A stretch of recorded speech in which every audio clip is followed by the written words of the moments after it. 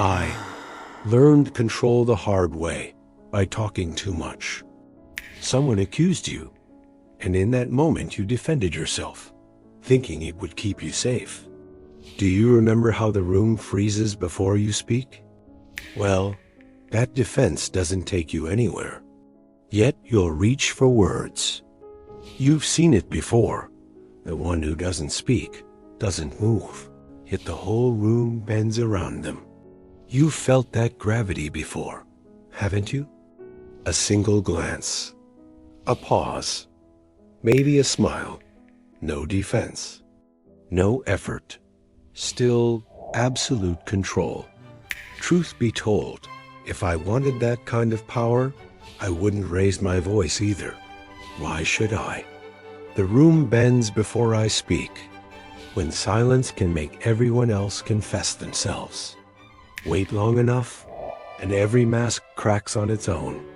The human brain hates empty space and mystery more than pain. That's where the story begins.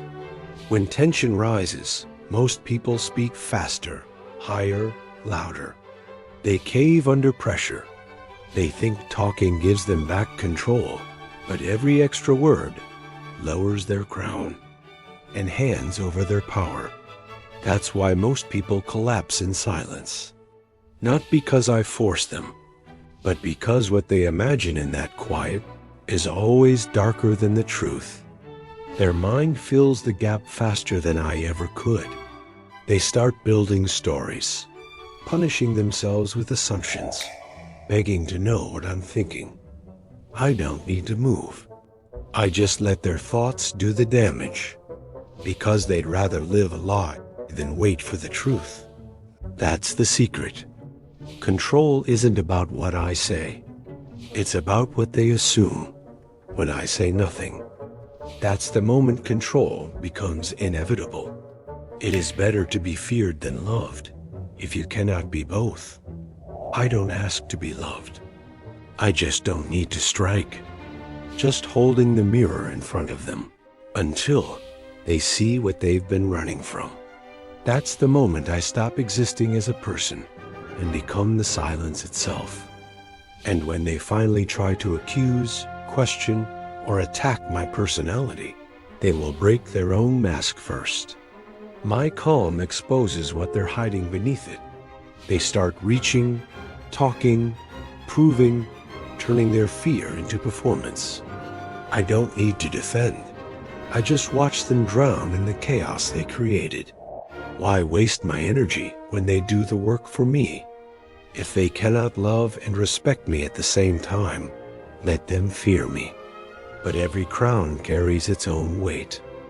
Power always comes with a price. In silence, you start hearing echoes that don't belong to you. The sound of their fear looping inside your calm. That's the tax of silence. It owns you back. Every power that tames others eventually demands its master's soul. You stop hearing your own voice. You start mistaking their fear for your calm. And some nights, you almost miss the voice. It made you feel alive. Most rulers pay it without ever knowing. Sometimes another silence challenges mine. Two calm storms staring through each other. No words, no mercy, only patience. The first blink decides everything. Control doesn't vanish. It shifts hands.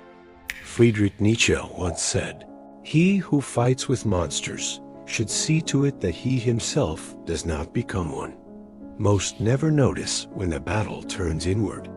They start fighting the reflection instead of the threat. That's why I watch the ones who stay silent, not to control them, but to see if they can survive the silence without becoming me.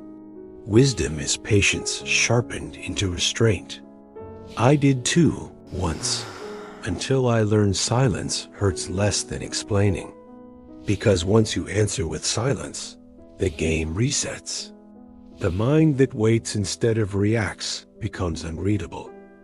The one who doesn't defend leaves no shape to strike. Silence isn't submission. It's armor built from restraint. It forces the other side to fight shadows of their own making. Most will break there, trapped between what they imagine and what they can no longer reach. But what about the rest that do not break? Well, they also fall under my control when they follow the group vibe. Just one weak person caves in, and the rest will fall in place. Power isn't noise or force. It's the quiet understanding of where others will fail. Tell me in the comments, how many times do you see this pattern? Even wisdom fades when it tries to match the color of the crowd. Psychologists call it functional stupidity, a surrender of independent thought. Robert Greene would call it mastery, the moment when control no longer needs control. You don't push, you position.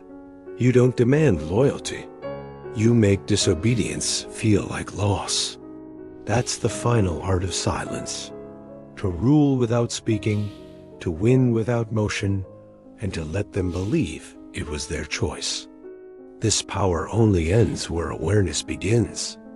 So if someone accuses you again, you don't answer. You don't need to. You already know what comes next. When silence looks back, will you kneel? Tell me what you see in that mirror. And if you're ready for the next move, stay for next video.